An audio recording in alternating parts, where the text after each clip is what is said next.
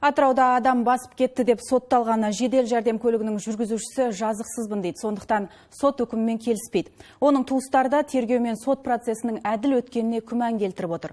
Айтуларынша, жол көлік оқиғасының дәлелі көшедегі бейне камерадан алынған көріністің кей жерлері қиылып, қылмысқа қатысты кейбір ақпарат бұрмаланған. Толығырақ Базаргүл Нәдірқызы айтады.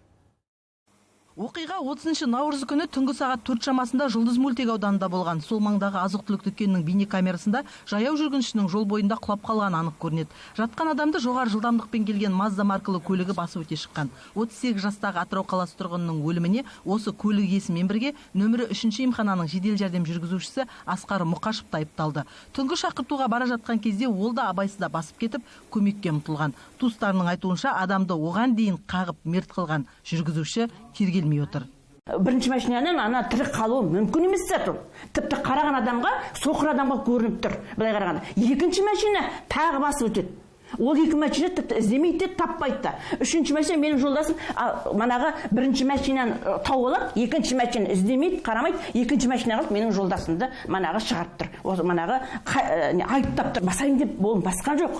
Ана алдында қара машина БМВ ослепление берген оған. Асқар Мұқашев алғашында куәгер болған. 8 ай өткен соң екі күдіктінің бірі ретінде үйқамаққа алыныпты. Қарындасының айтуынша, тергеуші ағасына видеоны көрсетіп, сараптама негізінде екінші машинаның, яғни жедел жәрдем көлігінің соққысынан қайтыс болғанын айтқан. Алайда туыстары қайталап көру барысында видеоның 1,5 минутының қиылғанын байқап қалыпты. Сондықтан бұл жерде бір шикілік бар дейді туыстары. Прокуратура, тергеуші, судьяның ойларынша ақ машина мүлдем баспаған, ол айналып өтті дейді. Видеода ап-анық көрініп тұр.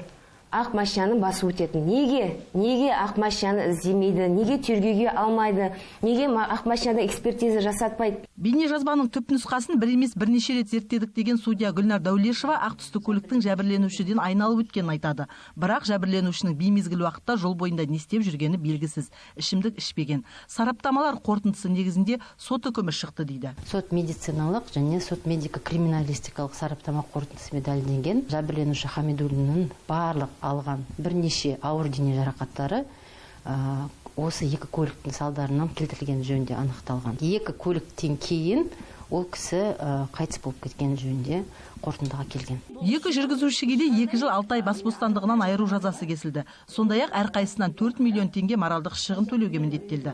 Айта кетейік, үкім әлі күшіне енген жоқ. Жәбірленуші де сотталушы тарапта апелляциялық шағым түсіретінін айтқан. Ал жедел жәрдем көлігінің жүргізушісі Асқар Мұқашев үкімге қарсылық ретінде бірнеше күн нәр татпады. Ал оның жақындары сот әділ үкім шығармады деп президентке хат жолдамақ.